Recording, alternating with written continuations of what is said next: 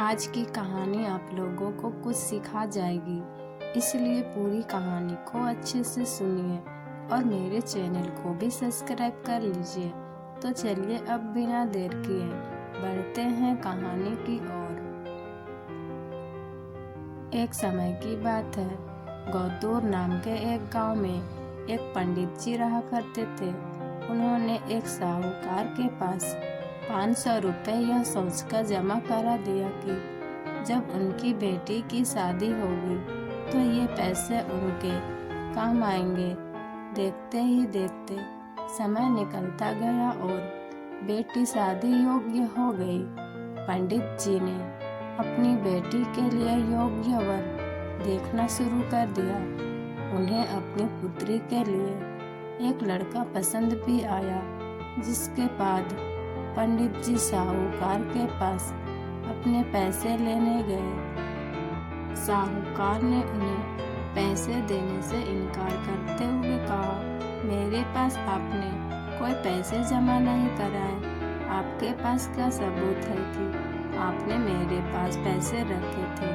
क्या आपके पास उसका कोई लिखित प्रमाण है?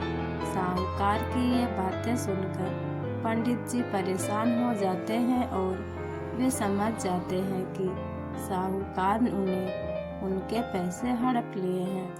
एक दिन पंडित जी मंदिर से घर लौट रहे थे, तभी उनके दिमाग में विचार आया कि उन्हें उस साहूकार की शिकायत राजा से करनी चाहिए।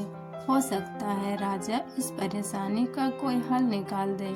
पंडित जी बिना देर किए राजा से मिलने के लिए पहुंच गए और वहां जाकर उन्होंने अपनी परेशानी राजा के सामने रखी।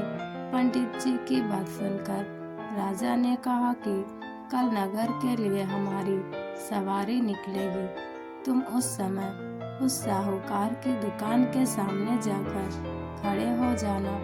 राजा की बात सुनकर पंडित जी अपना छोला उठाकर घर को निकल गए। अगले दिन राजा की सवारी निकली। नगरवासियों ने उन्हें फूलों की माला पहनाई व आरती उतारी। पंडित जी राजा के कहे अनुसार उस दुकान के सामने खड़े हो गए।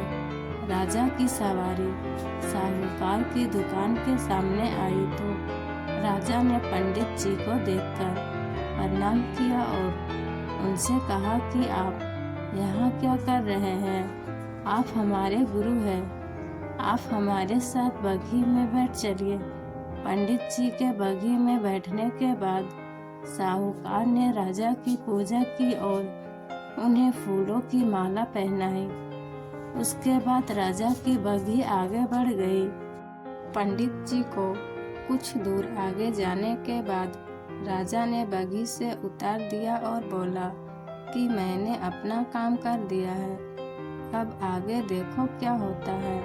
पंडित और राजा के संबंध को देखकर साहूकार सोच में पड़ गया और उसे घबराहट होने लगी कि कहीं पंडित उसकी शिकायत राजा से ना कर दे।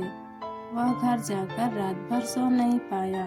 सुबह दुकान पर जाकर सबसे पहले साहूकार ने अपने मुनीम को पंडित जी को सह सम्मान दुकान में लाने के लिए कहा।